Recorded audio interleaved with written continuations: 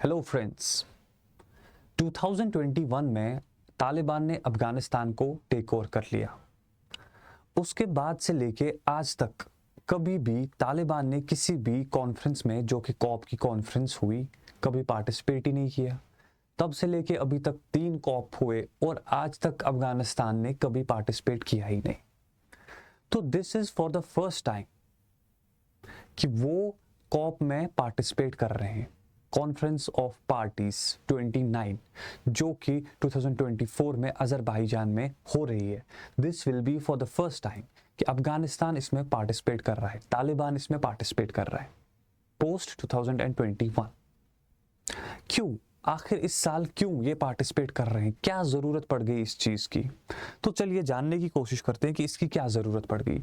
अगर आप अफगानिस्तान के जो अभी तालिबान के हेड हैं, उनकी कंट्रीज एनवायरनमेंट के मुतीउल हक खालिस ने बोला कि एनवायरमेंटल कंसर्न्स जो है, हमें इनका ध्यान रखना चाहिए इर्रेस्पेक्टिव ऑफ द बॉर्डर्स, क्योंकि ये एक ऐसी प्रॉब्लम है जो थ्रू आउट द ग्लोब है। That is why they want to participate in this year's COP. इस वजह से उन्होंने कॉप में पार्टिसिपेट करने के लिए कहा। इनफैक्ट अगर आप क्लाइमेट की प्रॉब्लम्स जो अभी थ्रू आउट द वर्ल्ड चल रही हैं, इसमें अफगानिस्तान का सबसे बड़ा नुकसान भी हो रहा है। अगर आप एक रिपोर्ट देखेंगे बाय द क्लाइमेट एक्सपर्ट्स, उन्होंने जब कंट्रीज को लिस्ट में डाल दिया कि कौन सी कंट्री कौन से नंबर पे आएगी as per the vulnerability of the climate change, तो उसमें अफगानिस्तान था 6th नंबर पे। मतलब कि अफगानिस्तान काफ़ी हाई रिस्क पे है अगर क्लाइमेट चेंज ऐसे ही चलती रही जैसे कि चल रही है। This is a cause of concern for Afghanistan. इसलिए तालिबान ने डिसाइडेड कि वो इस साल पार्टिसिपेट करेंगे इन कॉप। उन्होंने कॉप में उनको इनवाइट किया गया और वो इस साल चले गए to attend because of the problems they are facing. In fact जब आप स्टडीज़ पे ध्यान देंगे तो आपको पता चलेगी कि over the past 40 years Afghanistan में रेनफॉल जो है 25% बढ़ गई है, हेवी हो गई है। मतलब कि अब बहुत ज़्यादा हेवी रेनफॉल हो रही है as compared to earlier times. और इसका रिजल्ट आपको इस साल भी देखने को मिला था in the month of March के महीने में अफगानिस्तान में इतनी ज़्यादा बारिश हो गई कि 500 पीपल डाइड फ्लैश फ्लड्स की वजह से। कई सौ लोग मारे भी गए थे। This is a result of the climate change.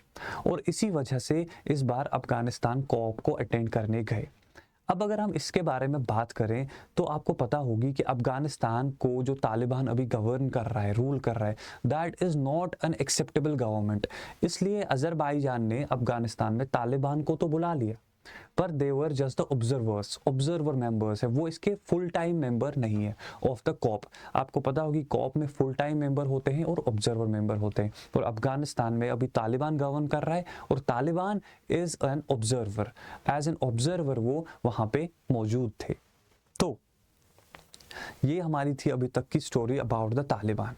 अब थोड़ा बहुत कॉप के बारे में हम बात कर ही रहे हैं, तो ये कॉप क्या है इसके बारे में थोड़ा बहुत जानते हैं। कॉप की full form is conference of parties.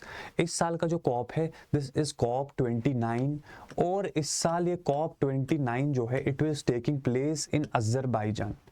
ये कंट्री है, ठीक है, इन द सेंट्रल एशिया जो अजरबैजान है। और अजरबैजान में एक प्लेस है नोन एज बाकू में इस साल का कॉप होगा। और ये बाकू कहाँ पे, यू कैन सी यहाँ पे आपको कैस्पियन सी के किनारे आपको बाकू दिखेगा, ठीक है। तो यहीं पे इस साल का जो कॉप है that is going to take place. आपको मैं कॉप के बारे में थोड़ा बहुत ओवरव्यू दे देता हूँ, ज़्यादा डिटेल में हम पढ़ेंगे नहीं, जस्ट थोड़ा बहुत ओवरव्यू देता हूँ कि कॉप कैसे in being, how did it came into existence.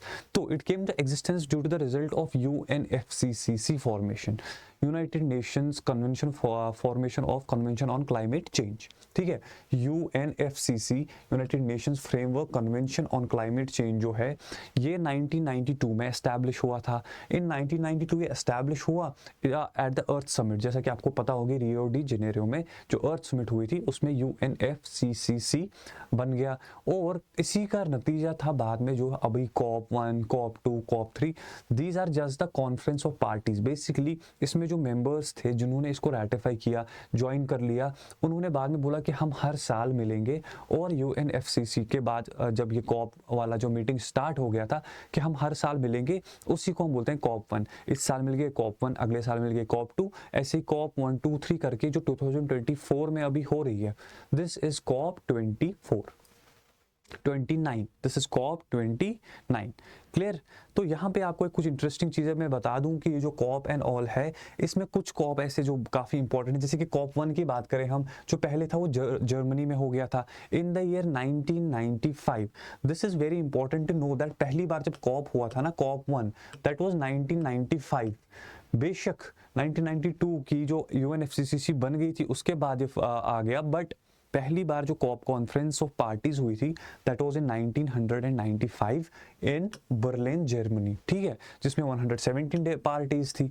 उसके बाद कुछ बहुत इंपॉर्टेंट कॉप है, 29 कॉप है, सारे तो हम पढ़ेंगे नहीं अभी, तो कुछ इंपॉर्टेंट कॉप जो आपके लिए बहुत ज़रूरी है। सबसे पहले क्योटो प्रोटोकॉल कब आ गया? 1997 in COP 3, this was COP 3। Kyoto protocol आपको पता होगी, आप एनवायरनमेंट में देखते हैं, ये बहुत इंपॉर्टेंट है, जिसमें कार्बन ट्रेडिंग, जॉइंट मैकेनिज्म वगैरह बहुत सारे प्रोटोकॉल्स आ गए थे। This is very important.